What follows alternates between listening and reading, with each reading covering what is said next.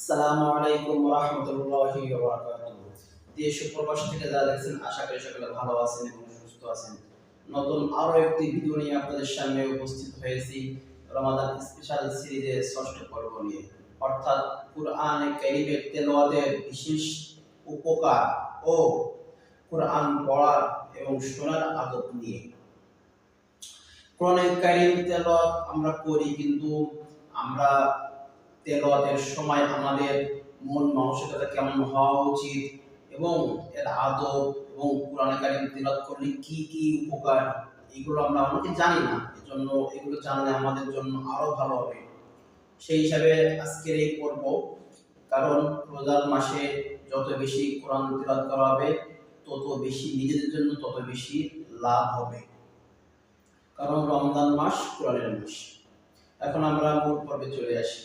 কোরআন কারীম তেলাওয়াতের তিনটি বিশেষ উপকার। নাম্বার 1, দিলের জং মুছে যায়, অর্থাৎ গুনাহের কালিমা। আমরা গুনাহ করতে করতে যে কালিমা করে ফেলছি, একদম কালো কুচকুচে একদম কালো হয়ে গেছে, এই কালো ময়লা দূর হয়ে যায়। নাম্বার 2, আল্লাহ তাআলার মহব্বত বৃদ্ধি পায়। নাম্বার 3, প্রত্যেক হরফে 10টি করে নেকি পাওয়া যায় না বুঝে পড়লেও।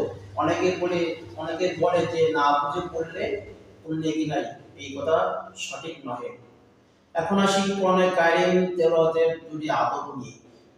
নাম্বার 1, তেলাওয়াতকারী মনে মনে এই ধারণা করে যে মহান আল্লাহ তাআলা হুকুম দিচ্ছে, পড়ো দেখি আমার কালাম কত সুন্দর করে পড়তে পারো। সূরা মুজাম্মিলের ভিতরে এর ব্যাখ্যা রয়েছে এবং বুখারী শরীফের ভিতরেও এটা নিয়ে হাদিস আসছে। সংক্ষেপে একটা কথা বলি, আমরা নিজেদের সজ্জিত করার জন্য অনেকভাবে চেষ্টা করি, নিজেদের স্কিল, নিজেদের ড্রেস আপ নিয়ে অনেক কিছু আমরা মেনটেন করি নিজেদেরকে সুন্দরভাবে রিপ্রেজেন্ট করার জন্য। কিন্তু কোরআনে কারীম সুন্দর করে তিলাওয়াত করার জন্য আমরা কয়েকজন চেষ্টা করি।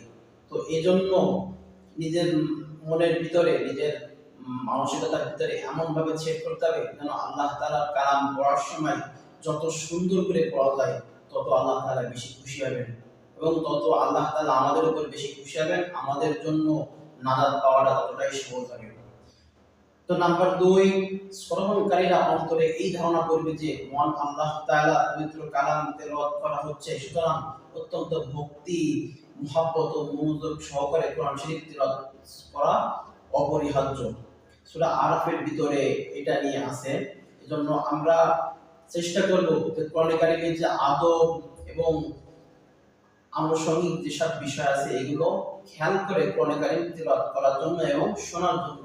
এবং কোরআনে কারীমের যে বিশেষ উপকার তিনটি বলা হলো, এই উপকার তিনটি সবসময় যেন মাথায় রাখবো, তাহলে নিজেদের কোরআনে কারীম তেলাওয়াত করার জন্য আলাদা একটা স্পৃহা আমাদের মধ্যে তৈরি হবে।